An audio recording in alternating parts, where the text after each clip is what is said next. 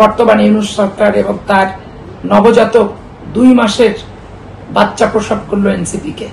9 মাস লাগে একটা মা তার সন্তান পেটে ধারণ করে প্রসব করায়, এরা 2 মাসে একটা বাচ্চা জন্ম দিয়ে দিল। আর এই বাচ্চার সামনে একটা ইসলামিক মোর্চা দিয়ে দিল আর নিজেরা থাকলো। এবং এই 3 মাথায় একত্রিত হয়ে ব্যাপক হারে তারা বিশৃঙ্খলা করছে এবং ব্যাপকভাবে তারা অপপ্রচার চালাচ্ছে। ব্যঙ্গাত্মক কার্টুন ছবি আজকে তারেক রহমানের নামে তারা ছাপায়। তারেক রহমান 1-11 থেকে যে কষ্ট, যে দুঃখ, যে শারীরিক নির্যাতন, যে নির্বাসনে সে আছে, এটা তো হাসনাত যার সার্জিসটা ছিল না। আন্দোলন করতে যে 7 দিন তারা জেলখানায় থাকছে, নেতৃত্বেও কিন্তু আর শেষ পর্যন্ত থাকতে পারিনি। অন্যান্য ছেলেরা নেতৃত্বে ডাক দিছে, আমরা সাধারণ মানুষরা নিজেরা ফেস যারা, এরা বাদ দিয়ে আমরা আমাদের সমর্থকদের ভিড়াই দিছি। কারণ এদের টার্গেটটাই ছিল যে দলীয় ব্যানারে সফল হতে দেওয়া যাবে না। ইন্টেনশনালি গায়ে পড়ে পায়ে পা বাঁধায় ঝগড়া করার জন্য এনসিপি এগুলো বক্তৃতা দিচ্ছে।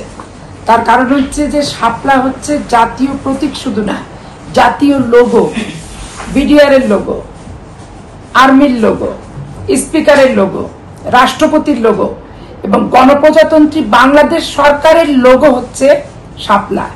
কিন্তু ধানের শীষ কি গণপ্রজাতন্ত্রী বাংলাদেশের লোগো? ধানের শীষ কি বিডিআর এর লোগো? ধানের শীষ কি আর্মির লোগো? ধানের শীষ কি রাষ্ট্রপতির লোগো? ধানের শীষ কি স্পিকারের লোগো? এই জিনিসটা এরা বুঝতেই চাচ্ছে না। এরা বাধাবাধি করতেছে কোথায়? শাপলার যে চিত্রটা, ওই চিত্রটা শাপলা তো পানিতে হয়। এখন একটা ঢেউ দেখালো, ঢেউয়ের পাশে ধানের শীষ দেখালো, কিছু লতা গুল্ম দেখালো। এখন ওই হিসেবে ওরা ওই ধানের শীষের দিকে তাকায় আছে।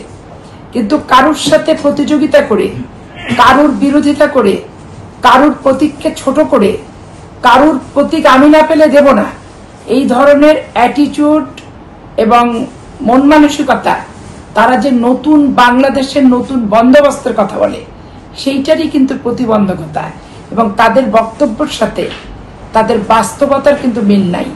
নতুন বাংলাদেশের বন্দোবস্তের প্রতিহিংসাটা পরিত্যাগ করতে হবে, রাজনৈতিক সহমত জাতীয় ইস্যুতে থাকতে হবে এবং নিজেদের মন মানসিকতা, রুচিবোধের এই যে পায়ে পা লাগায় গন্ডগোল করার প্রবণতা, এইটা তো অতীতের ইতিহাস।